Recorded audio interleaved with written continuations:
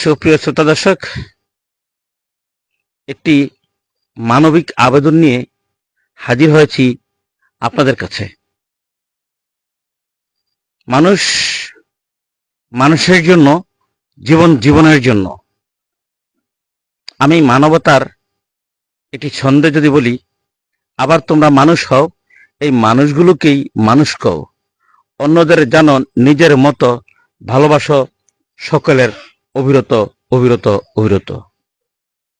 আসলে যদি আমি অন্যকে আমার মতো ভালোবাসি, তাহলে আমি আমার যেমন সুস্থ সুন্দর সাবলীল থাকা, খাওয়া, চিকিৎসা সবকিছু চাই, সেটা অন্যের জন্য নিশ্চিত করাটাই মানবতা।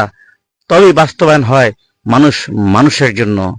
সুপ্রিয় শ্রোতা দর্শক, আছি মতলব উত্তর উপজেলার ছোট হলদিয়া গ্রামে, ফরাজিকান্দি ইউনিয়নের ছোট হলদিয়া গ্রামে। এখানে এমন একজন অসহায় হতদরিদ্র লোক, যিনি দরিদ্র ছিলেন না, ক্যান্সার তাকে দরিদ্র করে ফেলেছেন। ভয়াল মরণঘাতী ক্যান্সার তার সহায় সম্পত্তি, অর্থবিত্ত সবকিছু কেড়ে নিয়েছে। আপনি ভালো আছেন তো? আমি ভালো আছি, কিন্তু আমার পাশে যিনি দাঁড়িয়ে আছেন, বসে আছেন, তারা ভালো নেই। দর্শক, আমাদের অনেক সমাজসেবকরা রয়েছেন যারা খুঁজে পান না যে কাকে সাহায্যটা করা যায়। আমরা সাইনবোর্ড সাঁটানো দেখি, সাহায্য করতে চাই, সহযোগিতা করতে চাই, সেবা করতে চাই। জনসেবা, উনি একজন। এই জনের সেবা করলেই আপনার জনসেবা সার্থক হবে।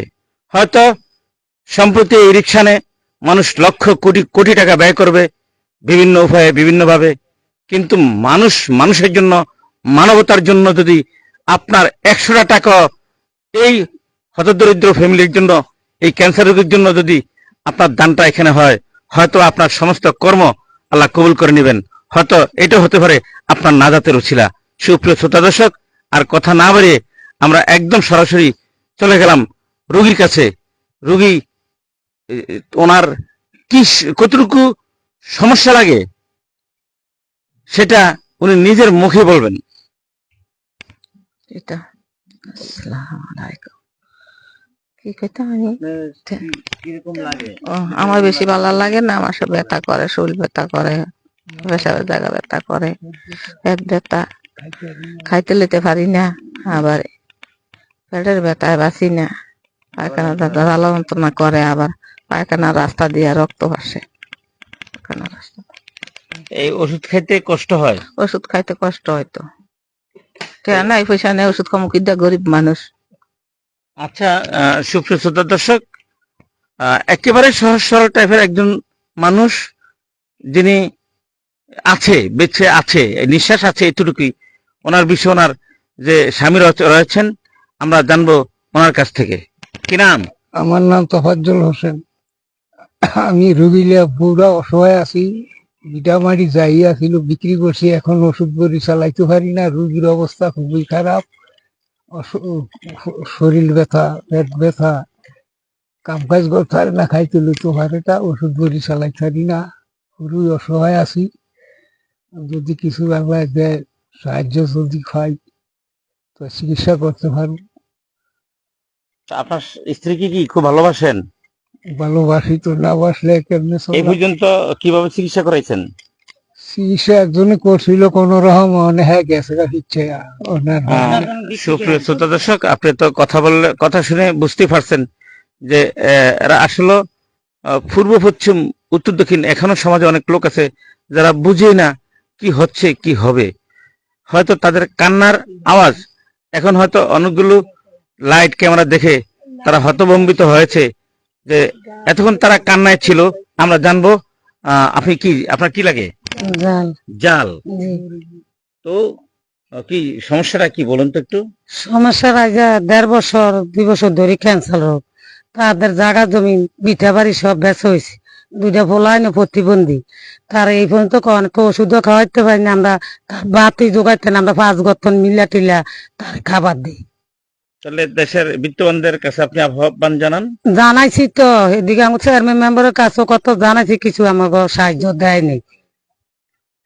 সুপ্রিয় শ্রোতা দর্শক, শুনলেন যে তার দুটি সন্তানও রয়েছে যারা প্রতিবন্ধী, এবং তাদের দৃশ্যমান সুস্থ দেখলেও তারা রয়েছেন আরেক প্রতিবন্ধীর মতো, একদম অভিনব প্রতিবন্ধীর মতোই তারা কথা বলছেন। তারা বুঝতেই পারছেন না হচ্ছেটা কি এখন, এবং তাদের জন্য যে এলাকাবাসী বিভিন্ন জায়গা থেকে সহযোগিতা নিয়ে এই পর্যন্ত চিকিৎসা চালিয়ে আসছে, তাদের সহায় সম্বল সব শেষ হয়ে গিয়েছে। এখন বিত্তবানদের কাছে আহ্বান জানানোর জন্য আমরা এসেছি আপনাদের কাছে। দর্শক, আপনারা শুনুন, আমরা আরেকজনের বক্তব্য একটু জানবো যারা প্রতিবেশী রয়েছেন। বলুন।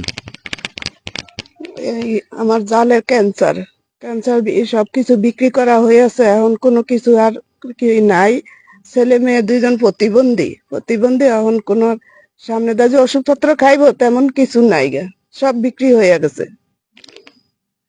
দর্শক, আপনাদের উদ্দেশ্যে বলছি, যারা দেখছেন, যাদের ন্যূনতম একটু সামর্থ্য আছে,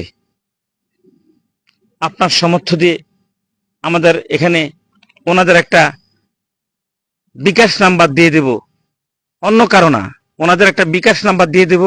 আপনারা ফোনে কথা বলে জেনে শুনে দেখে শুনে আপনার যা তৌফিকে কুলায়, আপনার যা বিবেকে কুলায়, যে হইতে পারে এই বয়স, এই যে বয়োবৃদ্ধ হতে পারতো আমার মা, আমার বোন, আমার কোন আত্মীয়, হতে পারতো আপনার কেউ, সেখানে কি আপনি সহযোগিতা করতেন না?